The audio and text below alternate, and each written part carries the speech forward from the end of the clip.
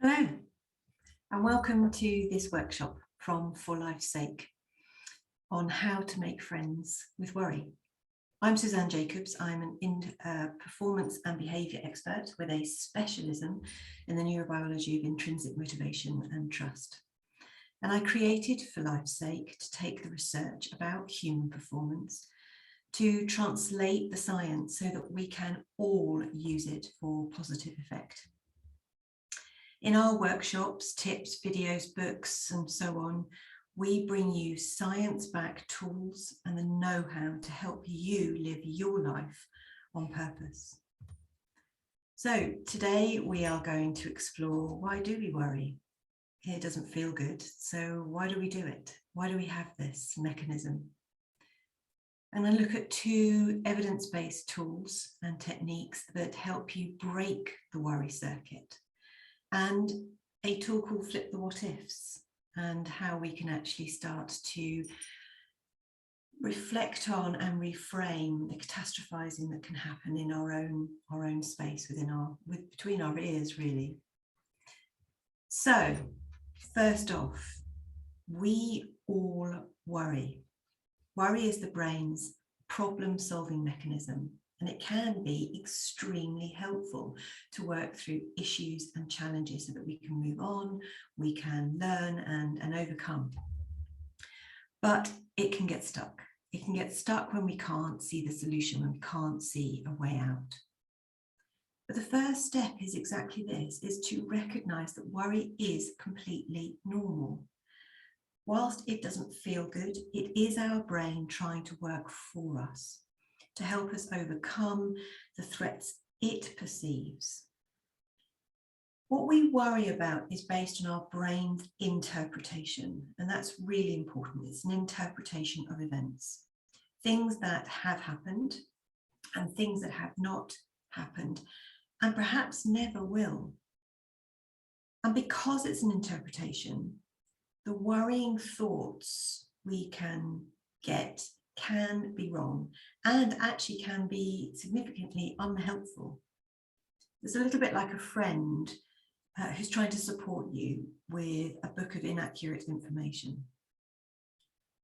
What we know from research is that, in fact, over 90% of what we worry about never happens. And should things happen, we tend to cope far better than our imagination would let us think that we're capable of. I love these couple of quotes here, particularly J.K. Rowling. She says, worry makes you suffer twice. And Michel Montaigne remarked, my life, he said, has been full of terrible misfortunes, most of which have never happened. After all, thoughts are just that, they're thoughts. They are not real until we act on them and bring them into the world through our action or inaction. Because if you think you can, or if you think you can't, you're probably right, as Henry Ford was quoted as saying.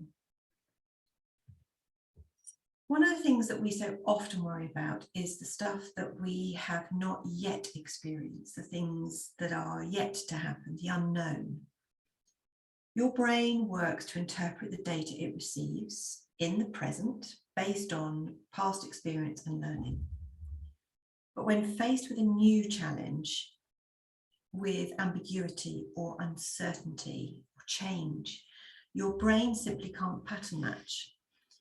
The data it gets isn't pattern matched to any past file. So it opens up the worry database and it triggers our threat circuitry. It's a little bit like getting ourselves ready, prepared for learning more, understanding more, finding the solution. So that's the helpful piece of this. But it is the threat circuitry. It is highlighting that there's a challenge here, an issue, a problem, potentially a danger. So think of uncertainty, ambiguity, and change a little bit like a torn map. Without all the pieces, you can't complete the landscape in which you're living or trying to work your way through. And it leaves us, as far as your brain is concerned, vulnerable. Now, we all have different levels of tolerance to uncertainty depending on our resilience, our experience, the situation itself, our mood, how tired you are, how hungry you are. but your brain works on a better to be safe than sorry basis. So without information, we seek to fill in the gaps. And as we do so, we can make things up just to feel back in control and relieve us of the worry. Stress is only distressing when we have no perception of control or influence over the situation. So imagine just for a minute, your brain's got this inbox. It's got this inbox full of the stuff that you need to get done, whatever it might be. And we're not necessarily defining these as worries because we can do them. We take them out the inbox, whatever it be, from shopping to work to whatever. We take it out, we tick it off, tick it off the to-do list, feels great. And we are rewarded. We are neurochemically rewarded. It feels great. I'm back in control. I've created some certainty. We don't list these as worries because we can do them. We're in control and we have full influence. But worries that have no immediate solution or over which we perceive we have no control, no influence, come out of the inbox. We can't solve them, so they go back in. But they don't just go back in as they were, they go back in amplified. And particularly when we're on our own, they can exacerbate, they can grow and develop. And they'll come back out again and we still can't solve them. And they'll go back in again and come back out again. And each time growing. Now, again, think about this friend in your head. We're trying to make friends with our worry. What it's doing here is literally hijacking your attention. It's pulling you to something that your brain is interpreting as a challenge that's now a danger, a threat, and you have to deal with it. So I'm going to keep shouting at you. I'm going to pull you away. I'm going to take your attention. I'm going to remove and drain your energy until you work out what to do with this. And this circling effect can put us in this stuck position. So, and it's actually called rumination. And rumination is this circling effect and this growing effect. And it has a significant impact, not just on our performance, the quality of our day, but actually on our health. So it's really important that we learn how to break the circuit. And that's what I want to be able to do now, is to be able to introduce you to a tool, a cognitive tool to help you break the worry circuit. But before you do that, I'd just like you for a moment, and do stop this recording, just think about something that is niggling today, something that perhaps is coming up for you, something that has happened, you're worrying about. Could be big, could be small, whatever it is, just write down 2 or 3 of your worries about the situation. Stop the recording, write them down, we'll come back to them. And one way to actually think about what you're thinking about is what if. We're very good at what ifing, and we're going to look at that later on as well. But actually, as you write those thoughts down, ask yourself, what if? And then see what other thoughts come up. Or as you write the thought down around the worry, then think, what else? Just to see if you can start to unpeel the onion and actually just look at the thoughts that come out. Now, the tool I want to bring you is based on research which heads back probably even further than this, but from around the 1950s, and has been proved and continues to be proved correct. The psychologist J.P. Rota explored the degree to which people believed they have control over the outcome events in their lives, as opposed to external forces. So, you know, an external force would be luck, fate, higher being, whatever it might be. Now, in this state, in a what he called an external locus of control, if that's where we tend to sit, we become victim to the world. Things happen to us. We have no control. Whereas on the left-hand side of the screen, if you look, he talks about an internal locus of control. This is where we make things happen. We affect the outcome. We are able to have influence, control over the things that happen to us. because of us. So what we want to be able to do, and this is not black and white, it is a continuum. So it's about thinking that we all sometimes, things go wrong, we kick ourselves, oh, just my luck. It's about how we can strengthen and call upon when we need it, our internal locus of control, as he defined it. And what he was able to show is that those individuals with a greater sense of influence or a stronger internal locus of control, he showed the link between that and in our lives to our performance and our well-being. So it improves our resilience and our ability to cope with uncertainty and change. And this brings us to the tool. And the tool itself, based on this, is in or out. So just to bring it to life, and then I'm going to take you back to the worries that you listed out. I want you to think about you're going away for a few days, somewhere, let's call it hot and sunny, somewhere beautiful. Now, what are the things, and again, stop the recording, but what are the things that are in your control? What are the things on your to-do list? You're about to go literally, within the next couple of hours. What have you done? What have you needed to make sure that you've sorted out? Have a think about those, just write them down. And equally, what's out of your control? What are the other thoughts that circle in your mind as you think about maybe a plane journey or the taxi journey, the M25, the hotel at the other end, the villa, whatever it is, whatever you've imagined, what are the thoughts, the other thoughts that actually on first glance are out of your control? You don't have influence over them. They're just sort of going to happen, like the weather. So there are a lot of things that go through our mind, and I've just written out some of the things that when I do this exercise I hear from many people. In your to-do list, have you checked your passport, have you got your money, booked the taxi, informed the neighbours, so on and so on and so on. It's your to-do list, great, tick, tick, tick, tick, tick. But there are other things, of course, that we think about that actually perhaps we don't see that there's a solution to. But this is where we need to, stage one in or out is to just do this exercise. Of all the things I'm thinking about, what's in my control and what's out of my control, a quick and dirty, if you like, analysis. But phase two, part two, is to go to your out column.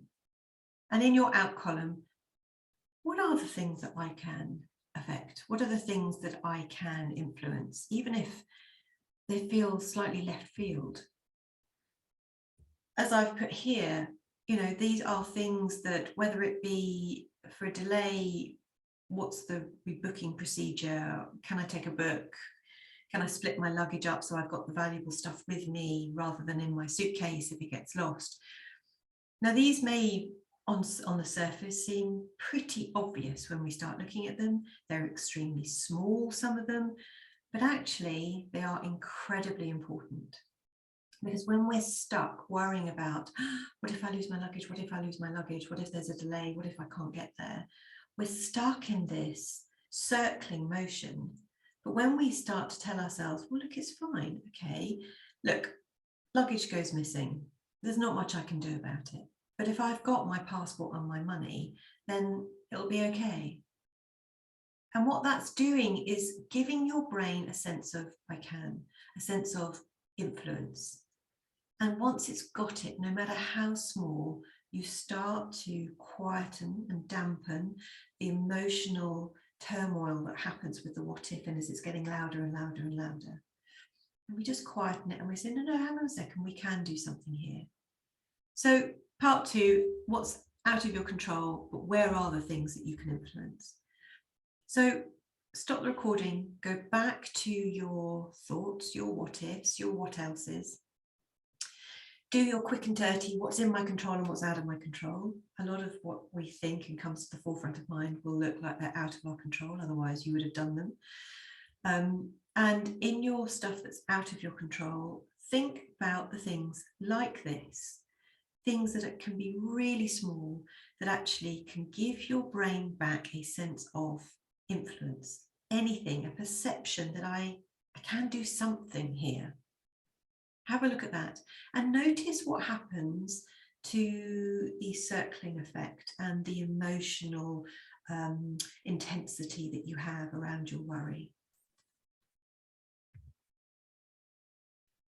So I hope that was useful. I want to now introduce you to another tool, another cognitive technique, which builds on in or out. Now, I've spoken about what elsing and I've spoken about what ifing. It's a very powerful combination of words, what if. It can lead us to space travel and driverless cars, although I'm not sure I'm particularly happy about driverless cars at the moment, but let's go with it. But the what ifing is our imagination. It's our imagination taking us on journeys to things that haven't even been built yet. Now, these words can help us mitigate risk. They can build contingency plans. You know, what if I choose to have a picnic on that day and it rains? Well, plan B is, what if? That's okay, that's great. It helps to prevent some mistakes. But what ifs can take us down deep, dark holes that prevent us from moving forward and keep us stuck in these increasing circles of worry and anxiety. So we have this amazing capacity for mental time travel. We can look back on our past and we can step into an imagined future. And we can what if all the way. And the negative thinking that can hound us can be a path to avoidance and regret. So we all what if, we all worry. Let's make friends with it. Let's break that circuitry. We've done in or out. Now let's flip the what ifs. And as we have the what ifs, I've just used an example of giving a presentation. It's coming up, it's around the corner, and perhaps I'm thinking, oh my goodness, what if I forget the words? What if I fall off the stage? What if I don't know an answer to a problem or a question? All of these what ifs. Now, worst case scenario, I can call off the presentation. I can't do it, I avoid.